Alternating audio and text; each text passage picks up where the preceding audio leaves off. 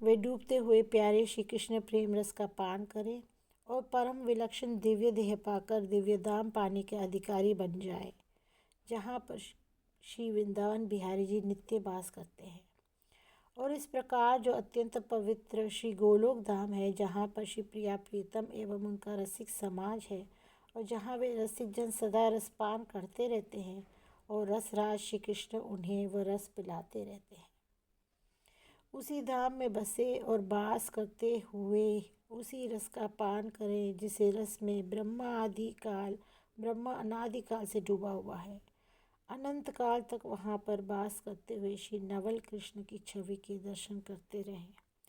मैं श्री नित्यानंद जी एवं श्री चैतन्य महाप्रभु की वंदना करता हूँ,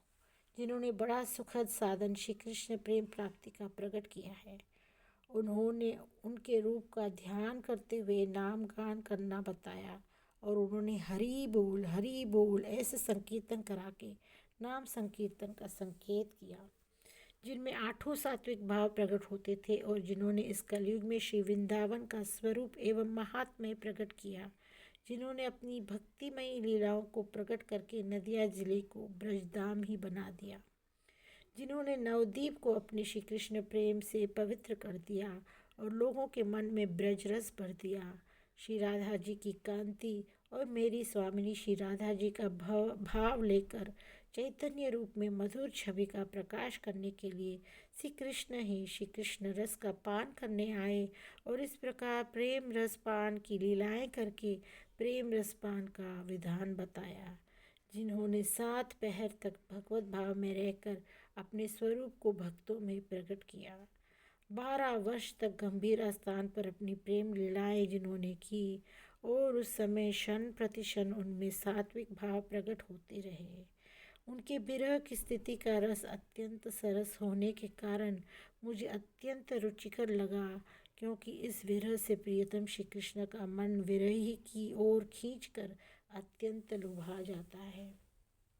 द्वापर में श्री कृष्ण रूप रस का पान करके प्रिया जी को जो आनंद मिलता था, वही आनंद पाने के लिए प्यारे श्री कृष्ण का मन ललचाता रहता था। इसी से श्री राधा जी के भाव से युक्त होकर श्री कृष्ण स्वयं चैतन्य बनकर प्रकट हुए और फिर श्री राधा तत्व को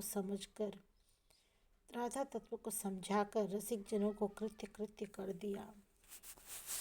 श्री चैतन्य महाप्रभु को गुरु स्वरूप ही जानकर वंदना करता हूँ और उन्हीं की कृपा से ही मैं श्री कृष्ण नाम एवं गुणादि का गान करूँगा। फिर मैं उनके परिकरों की वंदना करता हूँ, जिन्होंने श्री कृष्ण प्रेम पाने के साधन बताते हुए अनेकों रसमय ग्रंथ रचे हैं, जिन्होंने इस प्रकार साधन का मार्ग सुझाया है और श्री कृष्ण लीला रस की वर्षा की है।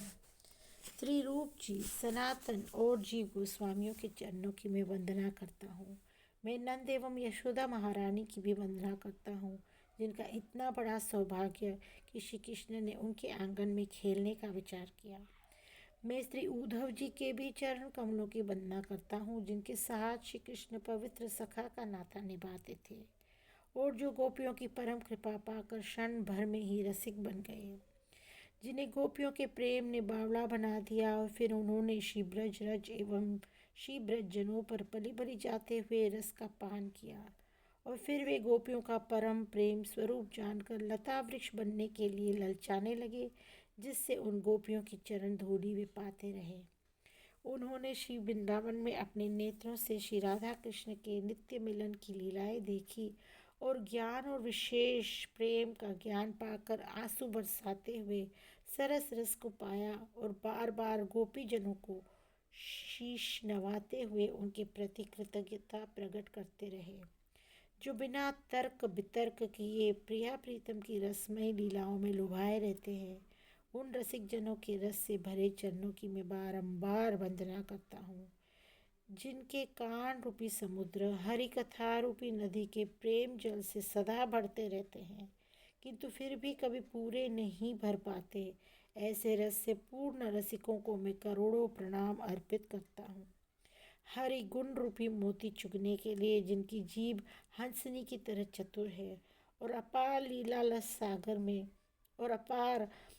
रस सागर में जिन्होंने अपना मन मछली की तरह डुबा रखा है, तथा क्षण भर को न पाने पर विकल हो जाते हैं।